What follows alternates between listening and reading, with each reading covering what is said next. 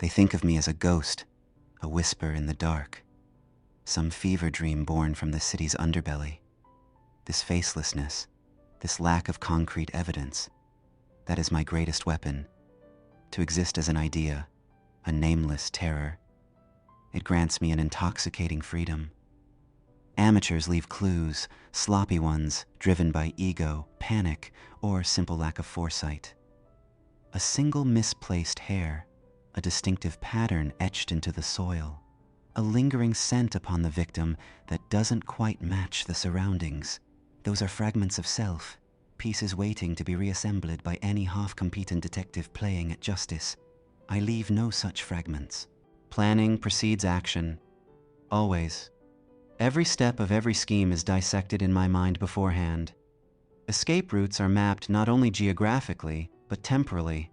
Alibis established, trails muddied, even my own emotional state during the deed is carefully precalibrated.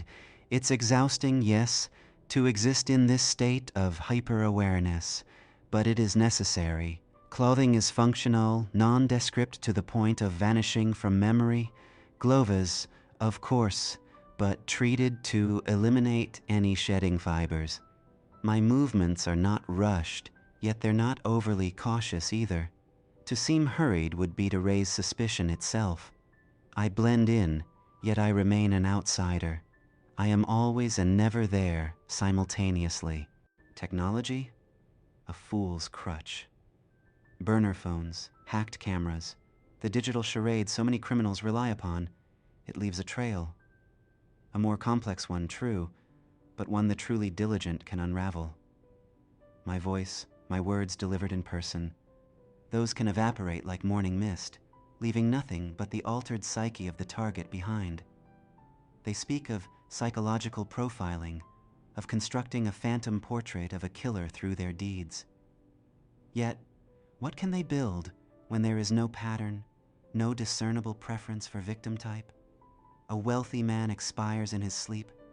A beggar is struck down in an alley. A devoted mother vanishes during an afternoon errand. Chaos is my signature. The absence of logic, my most potent tool. It drives them mad, this inability to find purchase. Of course, sometimes a touch of the theatrical is required, a detail left not out of carelessness, but as deliberate misdirection. A red herring, seemingly profound, to send those so-called brilliant minds scurrying down rabbit holes of my own construction.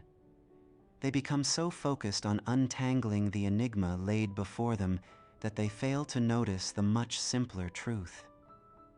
I could make it easier for them, leave more obvious clues, plant a piece of damning evidence directly at a crime scene. Perhaps it would be satisfying to taunt their incompetence so blatantly, but that's not true victory.